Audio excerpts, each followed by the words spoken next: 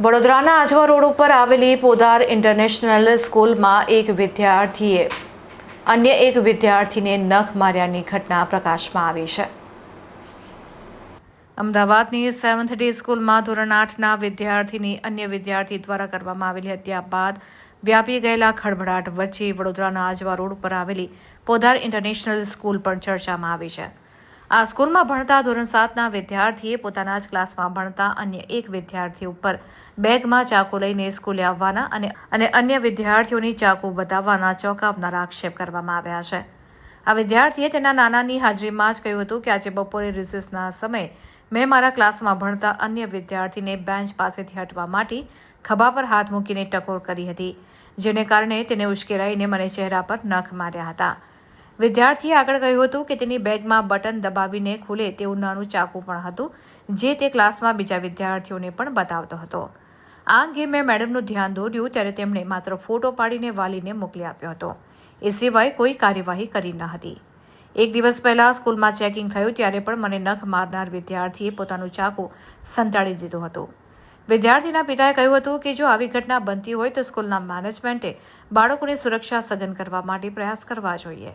વાલી તરીકે સ્વાભાવિક રીતે બાળકોની સુરક્ષાની ચિંતા રહેતી હોય છે, ત્યારે સ્કૂલ મેનેજમેન્ટ સામે અને ચાકુ બતાવનાર વિદ્યાર્થી સામે પોલીસ ફરિયાદ કરવામાં આવશે।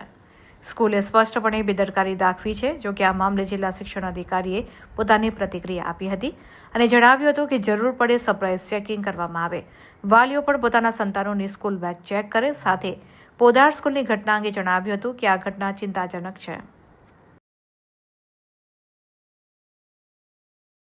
અમદાવાદમાં જે ઘટના થઈ તેને ધ્યાનમાં રાખીને સ્કૂલ સેફ્ટી પોલિસી 2016 અન્વયે શાળામાં બાળકોની સલામતીની વ્યવસ્થા અને જવાબદારી સુરક્ષાની જવાબદારી તરીકે શાળાએ પગલાં લેવાના રહેશે। એ માટે દરેક શાળાએ શિસ્ત સમિતિની રચના કરવાની રહેશે। શિસ્ત સમિતિમાં શિક્ષક, વિદ્યાર્થીઓ, વાલીઓ સભ્ય તરીકે રહેશે। રમતગમતના મેદાનમાં આવવા જવાના સમયે સલામતીની કાર્યવાહી કરવાની રહેશે। એ ઉપરાંત શિક્ષકની ગેરહાજરીમાં બાળકો એકલા વર્ગખંડમાં ન બેસી રહે તેમજ સહઅભ્યાસિક પ્રવૃત્તિમાં બાળકો સાથે શિક્ષકે હાજર રહેવાનું રહેશે। તેમજ શાળામાં આવનાર તમામ બાળકોની સલામતીની પ્રાથમિકતા શાળાએ ધ્યાન રાખવાની રહેશે।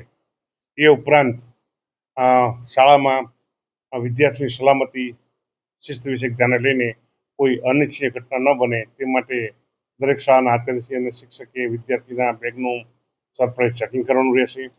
આપના માધ્યમથી તમામ વાલીઓને પણ મારું એવું નમ્ર નિવેદન છે, અઠવાડિયામાં પોતાના બાળકની સ્કૂલ બેગ એકાદ વાર સરપ્રાઇઝ ચેક કરે, જેના કારણે વિદ્યાર્થીઓની સલામતી શિસ્ત વિષયક અને કોઈ અનિચ્છનીય ઘટના બનતી હશે તો આપણે એને રોકી શકીશું। એ ઉપરાંત અત્રેના અમારા જે અધિકારીઓ છે એમને પણ સૂચના આપેલ છે, જ્યારે પણ શાળાની વિઝિટ કરે ત્યારે પણ પોતે આ બાબતનું ધ્યાને લઈને શાળા સ્કૂલ સેફ્ટી રૂલ્સ 2016નું પાલન કરે છે કે નહીં એ સંદર્ભે ધ્યાન આપે અને આ સંદર્ભે કોઈ ચૂક જણાય તો શાળા સામે ચોક્કસ પગલાં લેવામાં આવશે।